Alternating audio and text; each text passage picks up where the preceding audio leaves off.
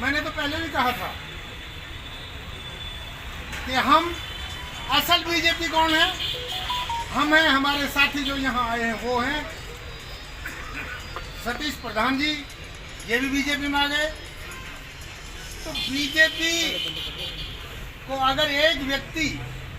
अपनी बपोती समझ ले, जब अरविंद यादव जी बने थे चेयरमैन तो हमने कहा था कि बीजेपी अब सुधार के मोड में आ गई, अपनी भूल सुधार रही है,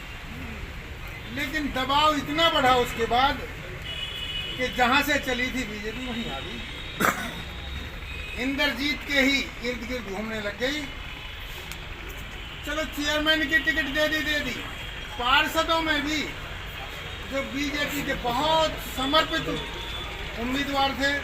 उनको काट दिया, और जो कभी बीजेपी की शक्ल नहीं देखी उनको टिकट दे दी। एक तो कांग्रेस की तरफ से कल टिकट का ऐलान किया गया है, उसको लेकर क्या कहें? मैंने तो पहले कह दिया था कि कप्तान अजय सिंह जी खुद पार्षद में एमपी लड़ना चाहते हैं, बेटा विधायक का लड़ना चाहते हैं, उनके परिवार का कोई भी व्यक्ति हो चेयरमैन परिवार से बाहर नहीं निकल सकते। मैंने पहले कहा था और कप्तान साहब ने इसका खंडन किया था मेरी बात का कि हम अपने परिवार से किसी को नहीं उतारेंगे। अब आप ही बताइए, ये उम्मीदवार परिवार का है या बाहर का है? जनता को आप बहका नहीं सकते। और इस लेवल पे जो पहले ही झूठ बोलते हैं, प्राइमरी में ही झूठ बोलने लग गए, ग्रेजुएशन के बाद ये क्या करेंगे, ये अंदाजा आप लगा सकते हो। प्रधानमंत्री जी के आगमन से परिणाम बदल गए, स्थिति बहुत ठीक थी, इस बार स्थिति ठीक रहेगी और परिणाम जो जनता चाहती है, आज जो आम आदमी का मन है, क्योंकि ये चुनाव हमारा दर्द हो सकता है,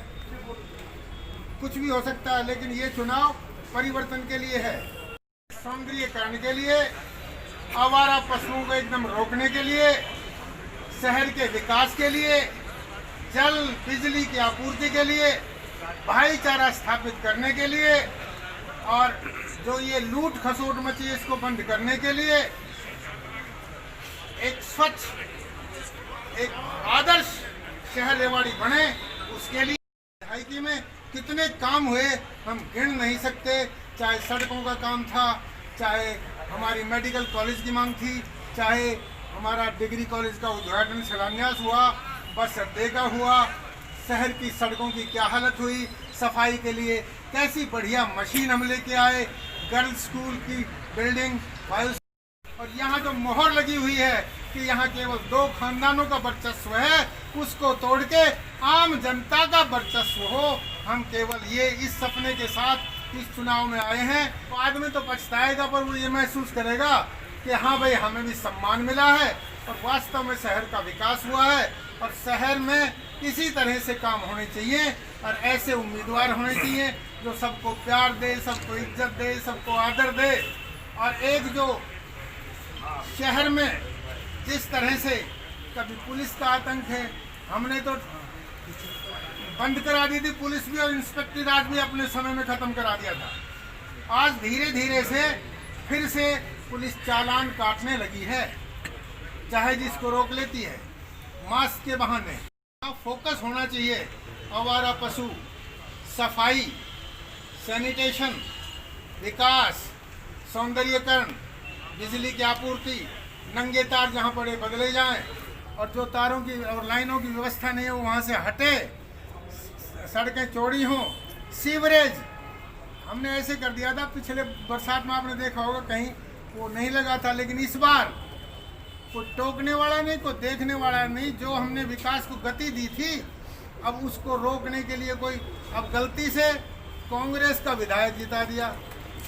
उस बेचारे को अनुभव नहीं, बड़ाई करता है वो अपने बाप के पिछले जमाने के राज की। और पिछले जमाने के राज में क्या हुआ है, उन जब कप्तान साहब मंत्री थे तो उस समय तहसील और कमेटी की क्या व्यवस्था थी, क्या अवस्था थी, रजिस्टर कहाँ साइन होते थे, वो तो उस जमाने के अफसरों से पूछ लो, पता लग जाएगा। तो ये इस तरह की व्यवस्था टूटनी चाहिए और आपका अपना राज होना चाहिए, जनता का राज होना चाहिए, और जनता का राज हो इसी के लिए हम बिना टिकट, मैंने तो ये कहा था, आपने सुना भी होगा कि निकाय चुनाव में टिकट पे चुनाव नहीं होने चाहिए, क्योंकि जो व्यक्ति टिकट लाने की दौड़ में रहता है वो टिकट देने वाले आका का वफादार होगा, जनता का वफादार नहीं होगा। जो जनता की टिकट लेगा, जिसको जनता जिताएगी, वो जनता का वफादार होगा। तो जो ये टिकट लेके आ रहे हैं, सिंबल लेके आ रहे हैं किसी भी पार्टी का, वो टिकट देने वाले आका का ही वफादार होगा, मतदाता का वफादार वो नहीं हो सकता। क्योंकि वो कह देगा फला पार्टी जीत गई, जनता नहीं जीती, मतदाता नहीं जीता, अमुक पार्टी जीत गई। इसलिए इन सारी चीज़ों को तोड़ने के लिए जनता जीते, मतदाता जीते, इसके लिए निर्दलीय ही निकाय चुनाव में सबसे उत्तम माना जाएगा और वो ही सबसे श्रेष्ठ रहेगा, वो ही जनता का नुमाइंदा रहेगा, वो ही जनता का भला कर सकता है।